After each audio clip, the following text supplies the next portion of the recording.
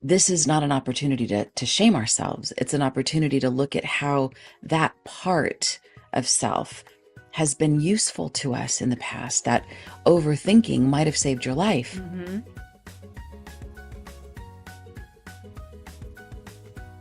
Hello, hello, Heal Squad.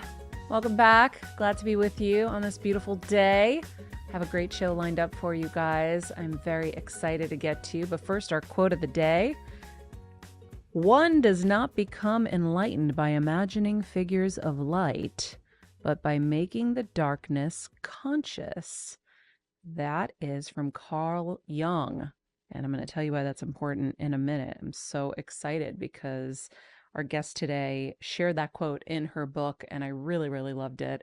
So I think we're going to just jump right in. We are joined today by Kelly Sullivan Walden, a certified clinical hypnotherapist, best-selling author, and renowned dream expert. Kelly has dedicated her life to helping individuals unlock the secrets hidden within their dreams, using them as a roadmap to navigating the waking world. Kelly's the author of several transformative books, including A Crisis is a Terrible Thing to Waste, the one I'm holding in my hands right now.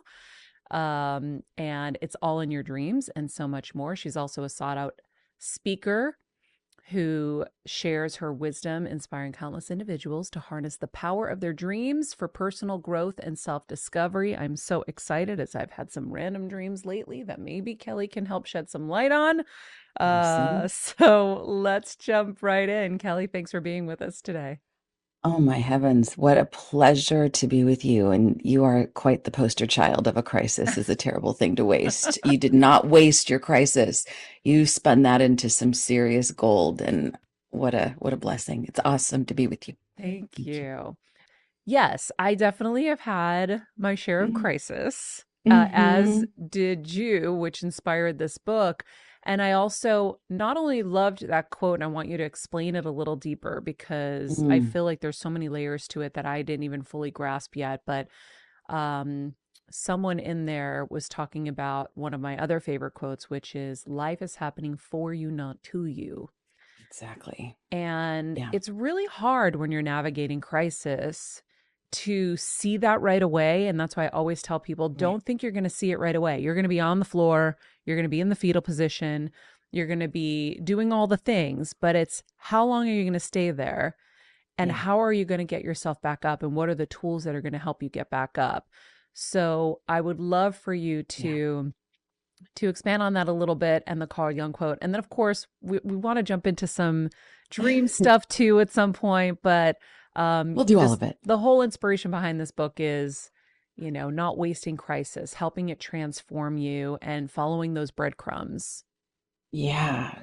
So I was putting this book together. I've been putting it together for a long time, but it really came together during COVID, which I think a lot of people had many crises during COVID. And for me, there was just it felt like people were dropping like flies. My three dogs, one after the next, all died, and then my best friend Gypsy died, and there was just so many people, just my husband's business partner, like every day the In the phone was midst ringing. of writing this, Yeah.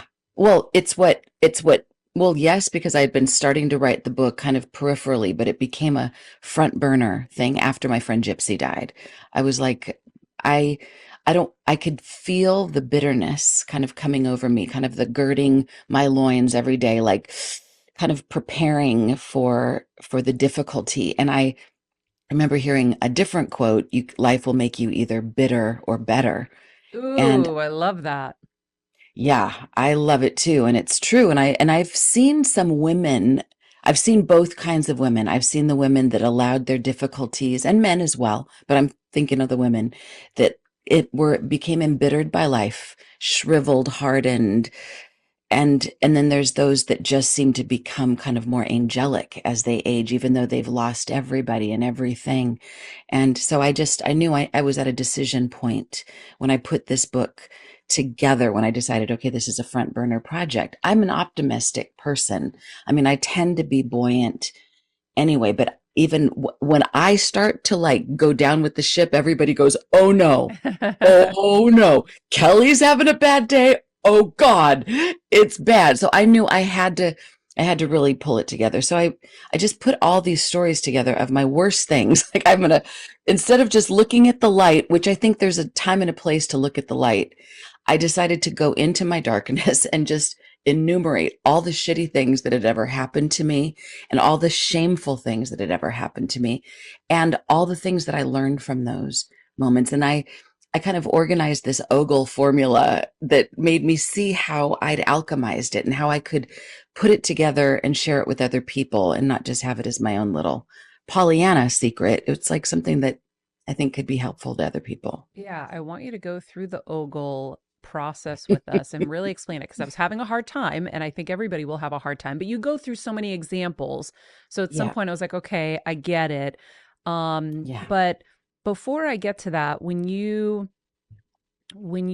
have crisis, Yeah. um, Hmm. is it easier for you now? Do you feel like you roll through them easier? And do you feel like you ever kind of took for granted being a optimistic person? Do you feel Yeah. like you ever took for granted how many bad things happen? Because my husband says that to me. He's like, you have not processed how much shit has happened. And I said, I don't know if I really want to. My dad is the same way. We just move forward.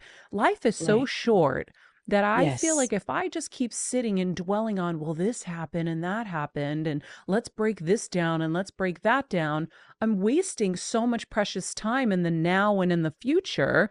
Now, Mm. if I'm not if I'm not okay, that's different because then you have to go in and deal with stuff, but I'm pretty okay. Like I'm turning everything into lemonade as much as possible. I'm learning from them. I'm having it direct me. So I wonder if you ever Yeah. felt like that.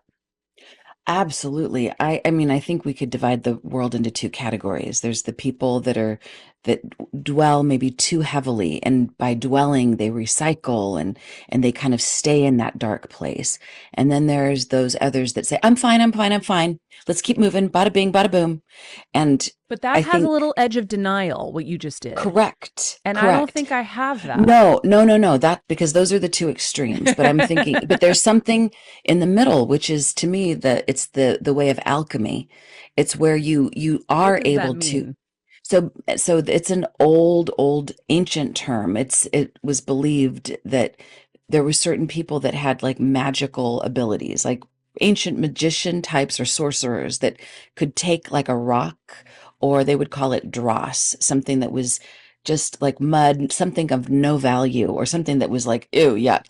And through the power of their ability to look at it differently, they would turn it into gold. So this is what you've done. Like you took something, you took a brain tumor, which we could say, not preferable. Nobody wants that.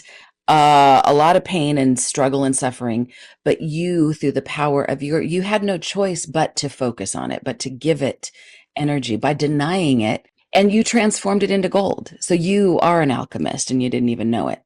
So I think there's a moment where I would prefer to not have to look at things and just like find a happy kind of bumper sticker to put over it and move on. But for me, when that wasn't enough, the one of the first stories I tell in the book is when this reporter kind of pulled something out of my past and did kind of a gotcha moment with me, and I was mortified because I'm a therapist and I teach people to not be ashamed of your past. And if there's any shame, like go after it.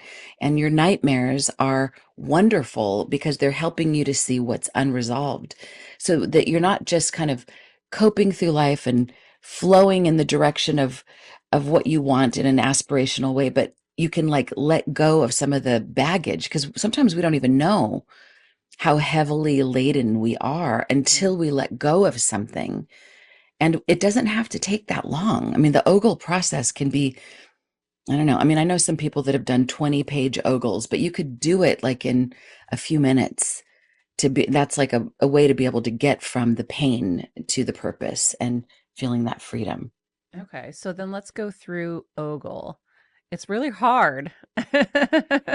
Well, let's do something that you've already done. So I'll just say the Ogle formula. This is my go-to when the crisis hits and I want to, and I can feel the stress and the anxiety and the woe and the all that stuff. And I know that I want to get free of it, but I know that I can't just be pouring pink paint over myself and pretending it doesn't exist. So let's, so you found out you had a brain tumor. And instead of just glossing over it, you go to the O. The O in Ogle is to give yourself permission to be offended, to be in the pain, basically, to have a moment of I don't know if I can cuss on this show, so I'll Yeah. just not, but just imagine all the expletives, all the Yeah. The why holy shit. me. How can this even be? Absolutely. I've done all the right things. I'm a good person. Why me? Blah, blah, blah. All that. Like I think there has to be a moment of that.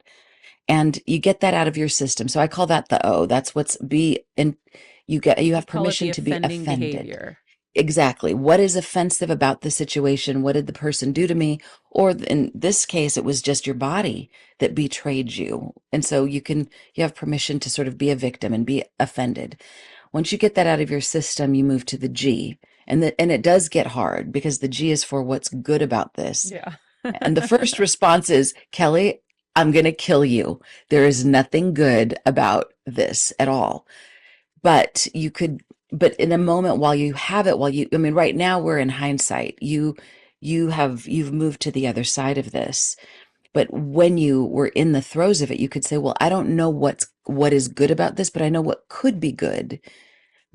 Maybe I'll go on a journey to heal myself. And maybe because I have access to all manner of healing modalities, maybe I'll make a show about it. Maybe I'll take other people along the journey with me, and maybe lives will change. Maybe. Sometimes we don't know what's good, but we Hmm. look for what could be good. And I'm not dead yet. I still have a brain. And while and I can breathe and I can smell and I can, like, these are good things. So you just Yeah, start but to it's look. funny. I did Yeah. very quickly realize that it was a gift. I remember saying it right away because I knew my old life had to be shed. It was like the snake, and I had to Yes. change, and I wouldn't have if God didn't throw the brick at my head, and quite literally. So I even had surgery on my birthday. When they gave me two options, it was June 6th or June 8th. And I remember having a shoot on June 6th Wow. and saying, well, June 8th is free and it's my birthday. Let's call it the rebirth.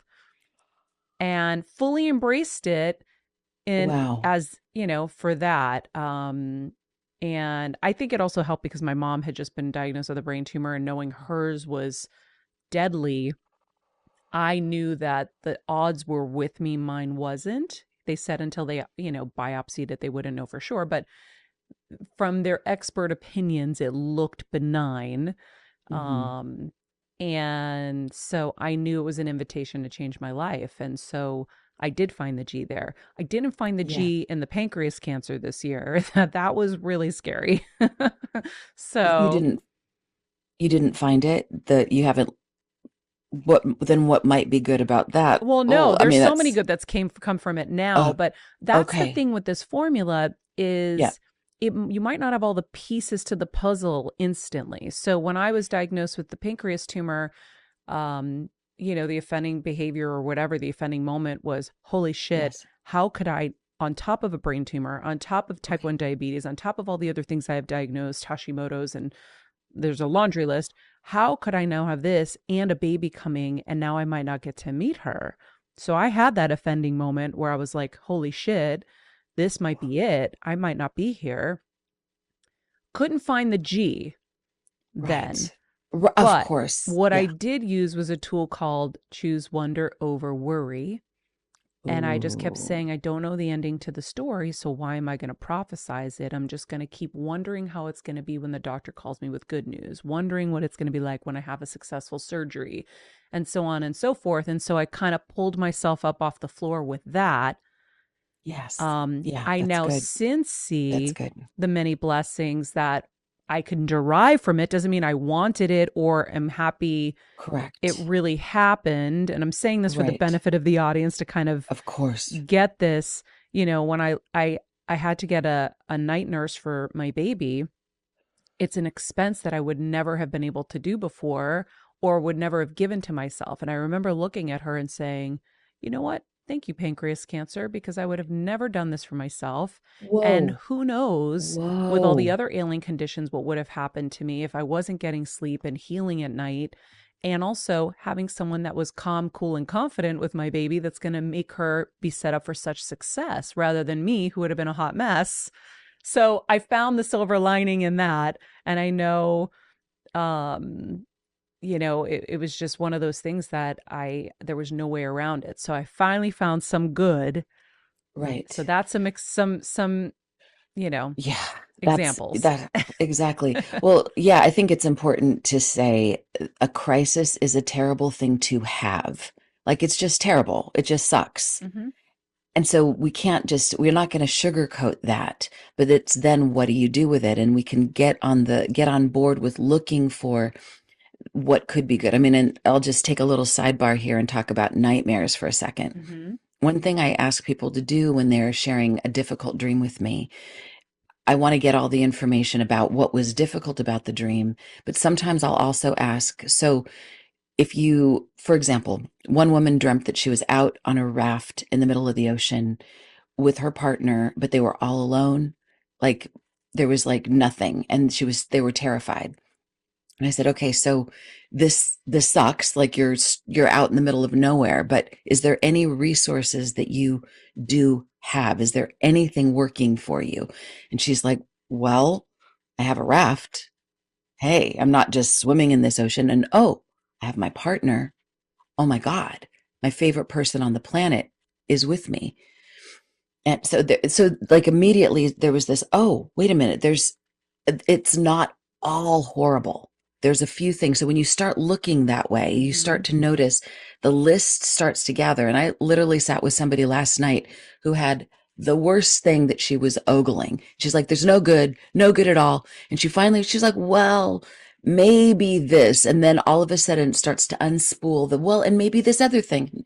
And we were in it for an hour with just unraveling what was good about this. So it takes something because it's counter instinctual to do it. It seems crazy, but so is turning dross into gold. It just seems like impossible, but you are somebody that defies the odds. Okay, so But then the that's why harder, grateful lists are so important, because it's another way to yeah, pull yourself up, when you really start taking stock of everything you can be grateful for. The fact that we can get up and walk every day, the fact that we can yes, breathe on our own, the fact that we can, buy ourselves a coffee in the morning, whatever it is, you start yes, stacking those up, you realize, yeah. okay, I'm probably focusing on the negative so much more than all the positive, right? It's It's like just like simple, like there you was understand that. Yeah, exactly. There's a great Thich Nhat Hanh quote where he talks about having a toothache and meditating on the toothache so that he would remember how good it will feel later when he no longer has the toothache. And then there's this other meditation that he would do, like, I don't have a toothache today. It is a good like so anyway, we can get creative with this and looking for the good. And then we ramp up to what's even harder is the L in Ogle, which is the looking glass. And this is kind of where everything magical happens, but it's also the hardest part. So this is where we ask ourselves, where am I similar to this offending thing, or where am I like this? How is this a reflection of some part of myself? So like if somebody's being a jerk, have I ever been a jerk? Yeah. Have I? Yeah. I mean, so that's kind of the most basic thing. But with regards to cancer, that's a harder looking glass. Like, how am I cancer? I'm not cancer. I'm a person. But we could say, where have I misaligned? Where do I have some part of me that has grown in a misaligned direction? Maybe a belief system that is, I'm not enough. So I have to compensate by doing. Or I'm like, I mean, I can think of the cancerous thoughts that I've had as a woman growing up in this society that are malignant. They're not healthy Like, thoughts. And yet they've taken on a thought of, I mean, and I heard somebody say this the other day, our beauty is our rent for being here. Like if we're not attractive, then we don't belong here. mm, Like so we have like there's this I have to measure up to something, or I have to be thin enough, or I have to be this and that enough. And often that lack of enoughness, that feeling not enoughness is what it creates this compensatory behavior that creates a whole world of trouble. And it's not true. We are enough. We are at our core enough. So sometimes we have to get a little kind of symbolic looking at this. So can you see any, I mean, that it's hard to say to somebody who had a pancreas diagnosis or the brain cancer diagnosis, but are you following? Yeah, I guess I'm for out in the me, what looking I would glass. think with the brain tumor is overthinking so much. Mm, And then for the mm-hmm. pancreas cancer, I hear the pancreas is where worry and fear is stored. And there's no bigger worrier or person who lives in fear and fight or flight, maybe. I've There lived you in fight or flight go. my whole life, and I've lived in worry, worrying not just about me or my immediate family. I would be so crazy that I would worry when I would see the neighbor's gate open and wonder, well, what if they have a dog and now the dog gets out? Or what if their door's unlocked and a robber goes in? What Yeah. if? And Yeah. so I I've had to really unwind a lot of that stuff, and meditations really helped.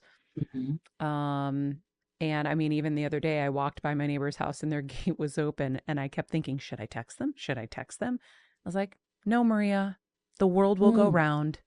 You can just keep going on your walk with your baby, and it's okay. And it's not that I Oh, don't want to help them. It's I don't want to be yeah. consuming myself with these thoughts. I have to break the pattern of Yeah. all of this worry and this fear. Right. And you bring up a really great point because, in some way, when we see ourselves in the looking glass, like, oh, I'm a worrier, or oh, I overthink, there could be this sort of immediate, like, bad girl, shame on you, shouldn't be that way. But I think what I'll write in the next book that's kind of like the what I didn't get to say in the first one is this is not an opportunity to shame ourselves. It's an opportunity to look at how that part of self has been useful to us in the past. That overthinking might have saved your life. Mm-hmm. That over worrying might be one of the reasons why you're as successful as you are today, because you've covered all the things that could go wrong or might go wrong, so that mostly things do go very well. So we don't want to say, now get back in the closet, you bad worrying part. It's like, no, no, no. I want to embrace you. I want to give you a party, a parade. You deserve a crown. And you don't have to do it like that anymore, because the older, wiser version of me is here. And this actually moves us to the E for elevate. My elevated action or my elevated thought is my higher self is now going to partner with you. So you don't have to run rogue and call every neighbor every time their gate is open. Maybe you can walk by and just say a silent blessing for them. Yes. So, like, I hope everything is good for them. And I imagine that it probably is. And unless my true instinct comes in and says something's wrong, Yes. and when that happens, it only really can come through a clear channel. But if our channel is buzzing with, then we're probably not going to hear it very clearly. Mm-hmm. And of course, if you really got the do something about that, you wouldn't even think about it. You would just do it.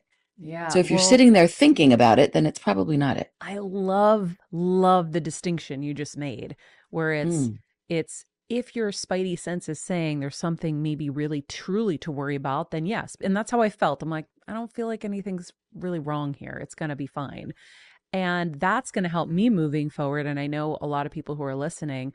I'll also share something that I've been doing recently as I'm trying to mm, heal from the diabetes. I'm like, well, my brain instructs different processes in my body. So why don't I instruct my brain to instruct my body? So I've been doing things like, brain, would you please instruct my pancreas to reactivate all the beta cells and the islet cells and oh, regenerate and start lowering my blood sugar so I can get off of insulin. And by the way, every time I do it, it lowers my blood sugar.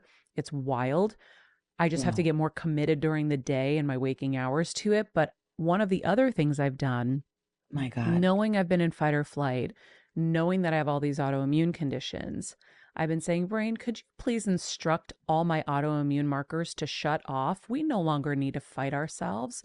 And body, I don't want you to fight yourself anymore, because we're not in those toxic environments anymore. We work for ourselves. We're safe. We're good. And so I've been saying Oh, this to my body every night. I could get so emotional thinking about it because this is. because it's Oh, been so hard. And I was like, I don't need to carry that anymore because I run my own ship and I choose what I want to do and who I want to be around. I don't have to have anything that's not good for me anymore. I don't have to stay in these situations. And I'm telling my body that I'm safe. And I think that that's kind of what you're talking about. it's exactly it. There doesn't even have to be anything more grandiose than that. It's to the, I mean, you just did something so powerful. It's kind of like these old operating systems are based on when we were teenagers or when we were little or Mhm. when like at the scene of the crime of whatever that trauma was that first triggered that behavior in the first place. It doesn't realize how old we are now. Sometimes I'll say when I notice I had a big event a couple weeks ago and I noticed myself having heart palpitations about this because it was all these very scholarly people and I'm like they're going to think I'm a stupid dumb blonde and I'm going to oh my god and I did this with myself where I was like this vigilant part of me that is my anxiety. I said, do you know that I'm 55 years old? I'm not 12. I'm not in junior high where they were so mean to me. Mhm. I'm 55 years old. This part of me is like, oh, and I've written some books and I have some letters after my name. There was a time when I didn't have those things. And thank you so much for being so vigilant. But you know what? Come with me. We're gonna be okay. And my anxiety, I didn't have to do anything different than that. I stopped being anxious and the event went great. It went great. And they were saying everyone snoozed when the other guy talked. You should have said more things. And I was like, anyway. So I love it's it. Yeah, because it's so, that little Kelly in you that gets yeah, activated. Because I tell little Maria, I'm like, little Maria, we don't need to be scared anymore. We're tough. We can handle anything that comes our way. We're good. And yeah, so you do have to kind of talk to that younger self. I will say, funny enough, you mentioned yeah, yeah. um you some negative connotations, but you threw in the blonde hair and you do have beautiful blonde hair. And one of the reasons I get to do what I'm doing with you right now is because of our incredible supporters of our show. And one of them is Way Hair Products. I don't know if you're familiar with them, Tell me more. but Way is amazing. And I only discovered them because I bought it for my husband at Sephora because he wanted Ooh. something to tame his hair. And I bought it for him and then I started finding myself going into his cabinet and using his products. So I used the hair oil and then I used the leave-in conditioner and I was obsessed with it. So How do you spell Way, it? it's Way OUAI. Oh, I'm so glad I asked. I would have Yes, never guessed that. pronounced Way. OUAI. So it's your fast Okay. fix for healthy looking hair like yours. Yours looks Oh, amazing. thank you. And friends, you can go to theway.com, TheOuai.com, and use Heal Squad for 15% off any purchase at the checkout. So it's the way, OUAI.com. And Mm. by the way, one of the things I like to do to not have it like the oil's really great, it's very light, but I'll put just a drop in my hands and then I'll just kind of whack my hair. It's a tip from like Ooh. the top hairstylist in Italy who does all the fashion shows. So you just brush your hair and then when you put the oil in your hair, you just kind of whack it so it just barely touches it. It's really cool. Anyway, Mm. um, Ooh, that's so cool. You so and I both, by the way, have one time had the same hairdresser. no way. My dear friend Nicole Venables. So I just want to shout out to her. I told her I was going to see you today, and she's like, I don't know if Maria will remember me, but she did your hair at some point a Oh while ago. wow. Oh fun. Anyway, shout, shout. Yes. Okay, so Ogle ends with E elevate, which the little Yeah. story I kind of shared, I feel like was a hmm blend of L and E. hmm the L leads to it tends to lead if you do the L right, if you look in the looking glass, it leads to the E for Hmm. elevate. So this is the now what are you going to do about it? This is how now that I know all of this about myself, what was offensive, what was good about it, what is in the looking glass. Now what do I want to do about it? How will I elevate my situation, my consciousness, my life by what action will I take, or what little shift in perspective will I carry with me forward.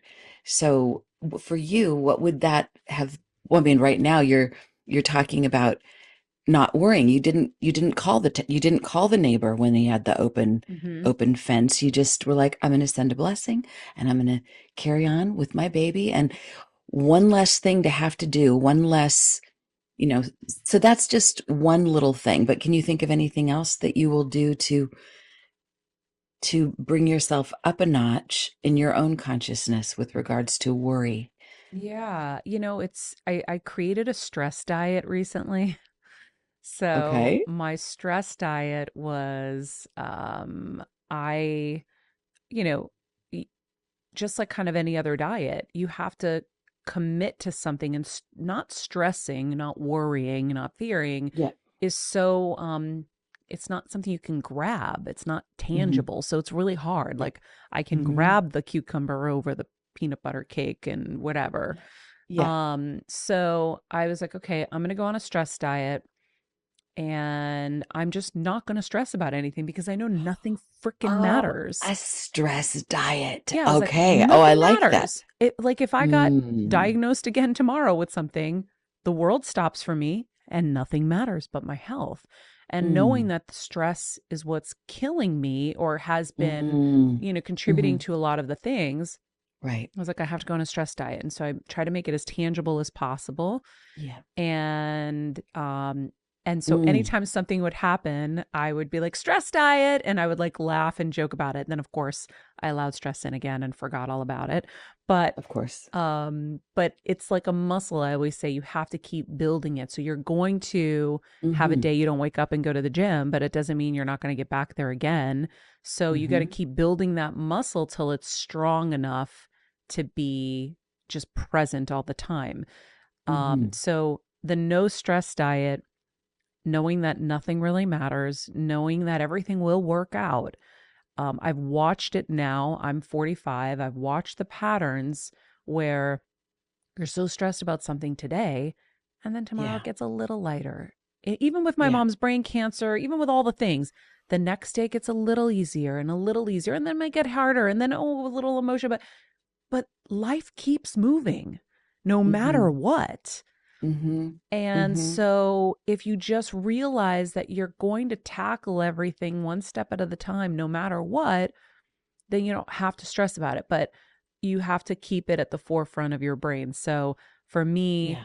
being on the stress diet and realizing like it's going to work out, it's going to be okay, my health isn't worth it. And I just keep looking at my daughter. She is my Mm. goalpost. I need to be Hmm. able to see her get married and have kids. I need Hmm. to be able to be with her as long Yeah. as possible. So she helps me remember.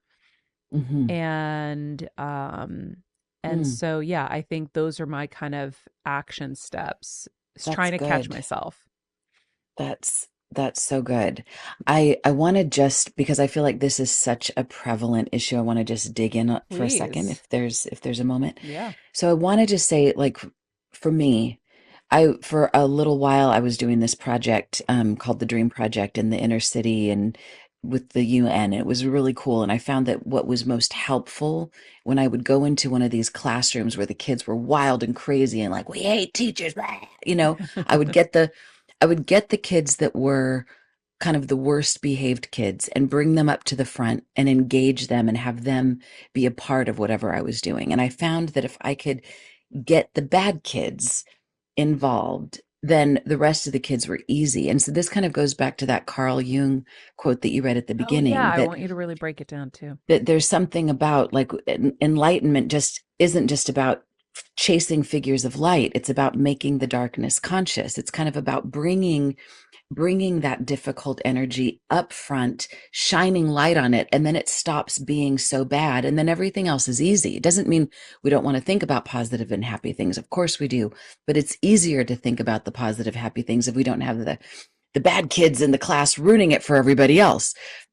So one of the ways to do that is to acknowledge the stress and like love the stress. Say, stress, thank you. Thank you so much.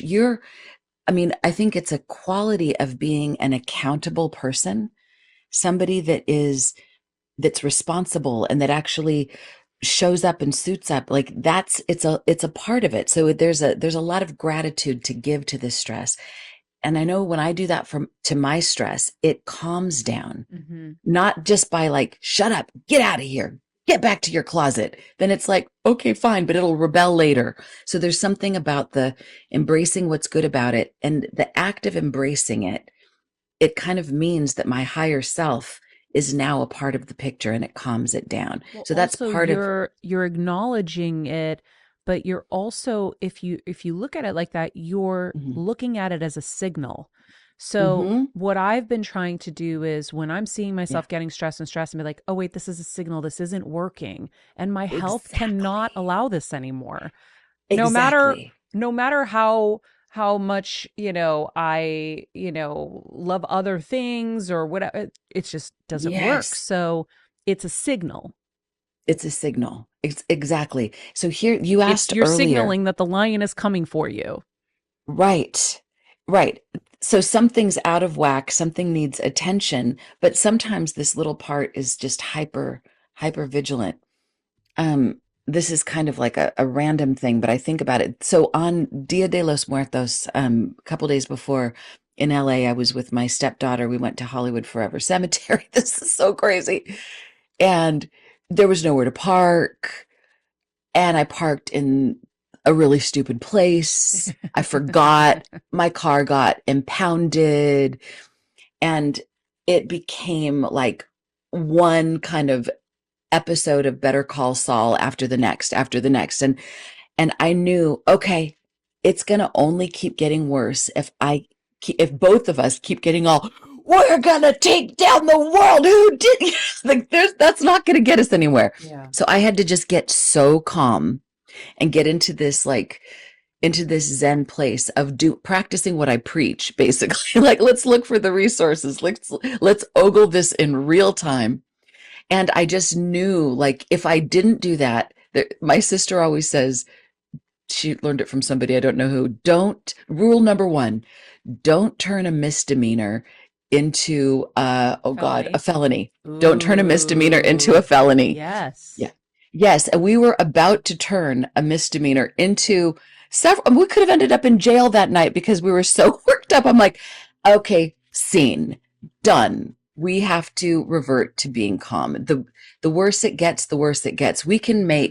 We can make any misdemeanor into a felony if we wanted to, but we've been there, done that. It's Yeah. we gotta go in the other direction. We have Otherwise, comedy must rule in our house, so we have to like just start laughing. That's it. Comedy must rule. And by the way, I've applied it in brain tumors too. Like comedy must rule.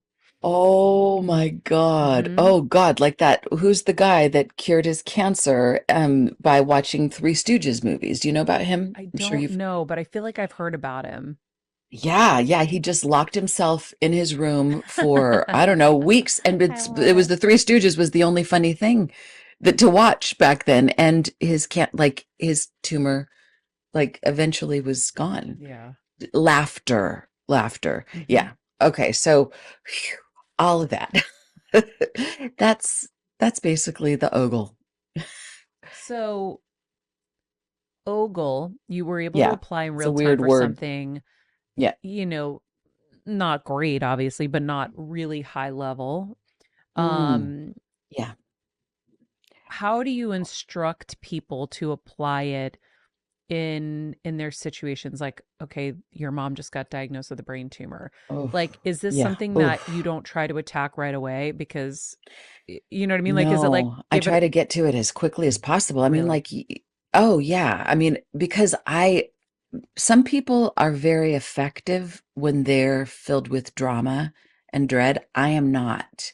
I am rendered useless if I let myself. I mean, it doesn't mean that there's not times where I don't let myself completely lose it. I do when there's, but I try to do it when it's not going to harm anybody. But I mean, my mom, she had breast cancer a few years ago, and I could feel the alarm bells going off in my whole being, and as quickly as possible, I want to get to the Ogle only because I want to be useful Yeah. and effective. And it doesn't mean I don't have to ogle several times. And it's just as an aside, ogle is a very strange word. Most people don't think of that as something positive, but the real definition of it is to really look at something, to break it down and to not just take it at face value and then freak out, but to go under it and to look for what could be good, what might be good. I mean, you are just a poster child. All we have to do is think about certain iconic people. I would say Viktor Frankl is like kind of the ultimate Mm-hmm. poster child.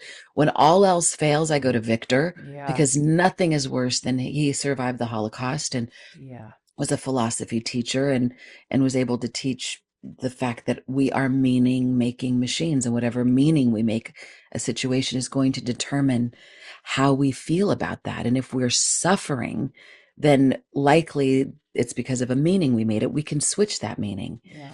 And then I think of you. I mean, look at you. You are doing this in real time. You took, I mean, you're taking these difficult things, and here you are in mid alchemy as we speak, doing tremendous work. And I mean, you've gotten all kinds of feedback about people's lives that have not just changed, but they're alive because of you. Thank you.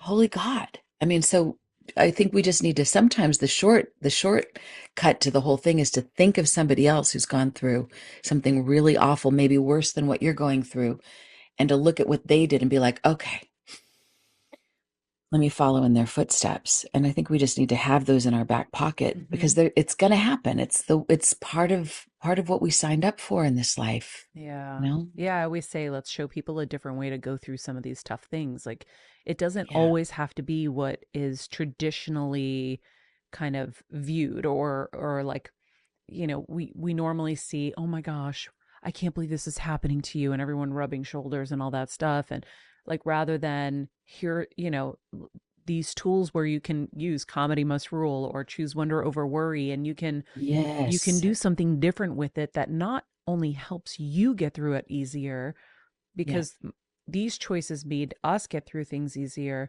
but now you can inspire someone else. Like my best friend who ended up getting breast cancer, she was like, I just remember what you guys did and I just did that.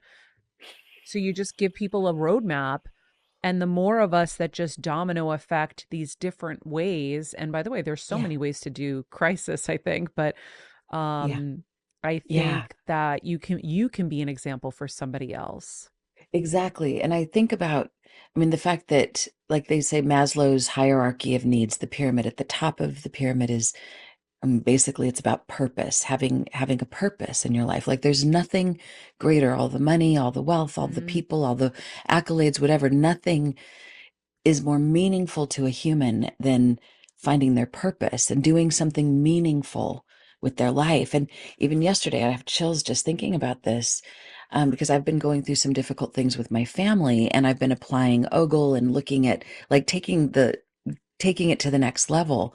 And there's this young girl that I mentor who used to live on the streets, was doing drugs. She had, I mean, both of her parents died in front of her. I mean, like she's been through more in her short life than almost anybody I can imagine, except for Viktor Frankl. But she and I pulled over to the side of the road and was talking to her about these things. And she just told me that she just got a job working in jail where she's going to be working with other kids her age that have been through this stuff, and she's going to bring this stuff to these Mhm. kids that I couldn't reach, but she can reach them. Like we don't know when we become an alchemist ourselves about our like with our difficult things, like we actually have street cred that can pay forward in ways that we can't imagine. And it's like, wow. And who knows who this girl, who Madison Ramirez, by the way, she's got a great, I think it's Mad Dog on Instagram. Her videos are priceless. She's amazing, but she is having this effect and she's affecting others that like, so you don't even know, some of the effect Yeah. that what you've gone through is having, but you don't know all of it. And No. for anybody that doesn't even have like they're not necessarily social people, just the little bit of work that we do internally is going to affect the people around us. And that ripple effect ultimately goes out and touches the farthest ends of humanity. We don't know where that ends. Yeah. And it's our difficulties that do help us find our purpose. It's not necessarily just like that Carl Jung quote. It's our light that helps us, but it isn't our light that necessarily brings us to our purpose. It's our pain. Yes. That does. So we don't want to go looking for the pain. There's plenty of it. It And it's finds going to come us. for everybody. That's what I always say. That's the thing is no one's coming out of this life unscathed. So if Nope. we know pain is coming, Mm-hmm. let's be ready for it. Let's Bake a know. cake for it. Yeah, let's know how we're going to handle it and have a plan in a sense, you know? Exactly. Exactly. Then we don't have to cower. I mean, like I can remember like these moments of being like, I don't even want to answer the phone. I don't want to turn the corner. What else? What other bad thing's going to pop out like a jack in the box? But it's like if there's a plan, it's kind of like, all right, we can do this. I've got my tools. I'm equipped, and it's not like I'm calling on all the shit. No, not at all. There's actually more bandwidth to appreciate the beauty when we're not afraid. I live on a hiking trail, and I know if I have like when it's really hot, rattlesnakes go out on the road, and and there has to be some awareness of those. Mm-hmm. And if I'm not afraid of the snakes, and I know most of the time I'm going to be fine, but I have to keep my eye out, but then I can really appreciate the beauty around me. But if I'm only like, if I get bit by a snake, then I'm going to die, then then I'm missing everything. Yeah. So we have to have a plan. And it's not about being airy fairy, but I being love airy that. fairy meets nitty gritty, Well, friends, somewhere the in the middle. book is called A Crisis is a Terrible Thing to Waste. The Art of Transforming the Tragic into Magic. Okay, friends, we're going to stop right here and come back tomorrow for part 2, where we talk about dream interpretations. And I'm going to share a couple of my dreams and have her break it down. We'll be back tomorrow with Kelly. In the meantime, be nice people, make good choices, and be present. This podcast and all related content published or distributed by or on behalf of Maria Menounos or mariamenounos.com is for informational purposes only and may include information that is general in nature and that is not specific to you. Any information or opinions expressed or contained herein are not intended to serve as or replace medical advice, nor to diagnose, prescribe, or treat any disease, condition, illness, or injury, and you should consult the healthcare professional of your choice regarding all matters concerning your health, including before beginning any exercise, weight loss, or healthcare program. If you have or suspect you may have a healthcare emergency, please contact a qualified healthcare professional for treatment. Any information or opinions provided by a guest expert or host featured within website or on company's podcast are their own, not those of Maria Menounos or the company. Accordingly, Maria Menounos and the company cannot be responsible for any results or consequences or actions you may take based on information or opinions.